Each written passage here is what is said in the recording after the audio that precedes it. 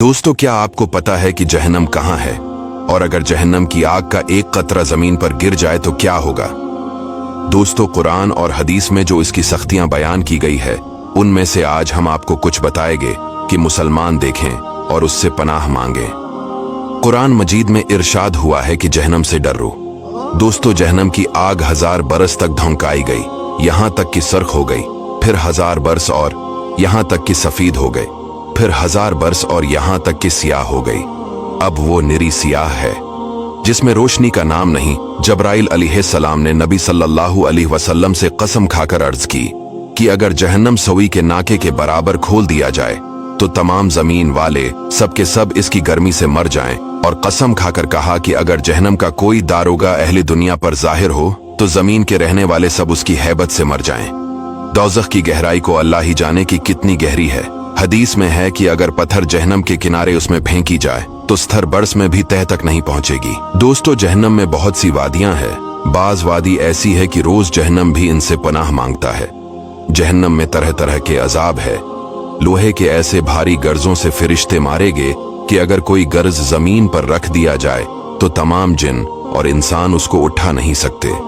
जहन्नम के शरारे फूल ऊंचे ऊंचे महलों के बराबर उड़ेंगे। आदमी और पत्थर उसका ईंधन है। जिसको सबसे कम दर्जे का अजाब होगा उसे आग की ज्योतियां पहना दी जाएंगी, जिससे उसका दिमाग ऐसा खुलेगा जिसे ताबने की पतीली कहलती है।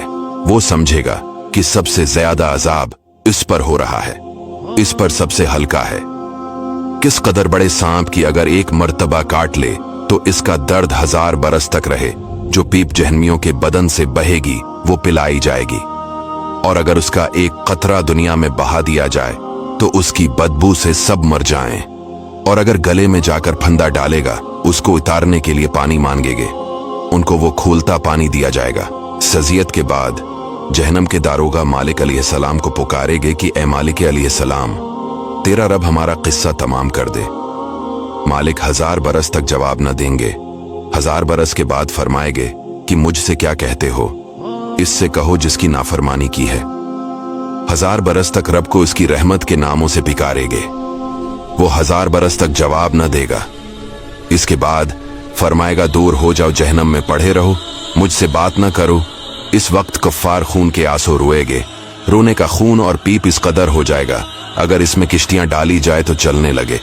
फिर आखिर में कफ्फार के लिए ये होगा कि उसके कद बराबर आग के संदूक में उसे बंद करेंगे। फिर उसमें आग भड़काएं जाएंगी।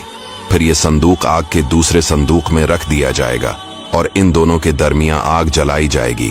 फिर इसी तरह उसको और एक संदूक में रख दिया जाएगा और आग का कफल लगा दिया जाएगा। तो अब हर काफिर ये समझेगा कि इसके सिवा अब कोई आग में न रहा, और अब ये अजाब उसके लिए हमेशा है। जब सब जनती जंत में दाखिल हो लेंगे और जहन्नम में सिर्फ वही रह जाएंगे जिनको हमेशा के लिए उसमें रहना है, और इस वक्त जन्नत और जहन्नम के दरमियान मौत को मेंढक की तरह लाकर खड़ा कर देंगे। फिर मनादी जन्नत वालों को पुकारेगा। वो डरते हुए देखेंगे कि कहीं ऐसा न हो कि यहां से निकलने का हुक्म हो। फिर जहन्मियों को पकारेगा। वो खुश होते हुए देखेंगे कि शायद इस मुसीबत से रहाई हो जाए। फिर इन सब से पूछा जाएगा कि इसे जानते हो? सब कहेंगे कि ये मौत है। वो ज़बह कर दी जाएगी और कहेगा कि ए अहले जन्नत, अब हमेशगी है, अब मरना नहीं। इस वक्त जन्नतियों को खुशी ही खुशी और जहन्मियों के गम ही गम। दोस्तों, वीडियो को शेयर कीजिएगा।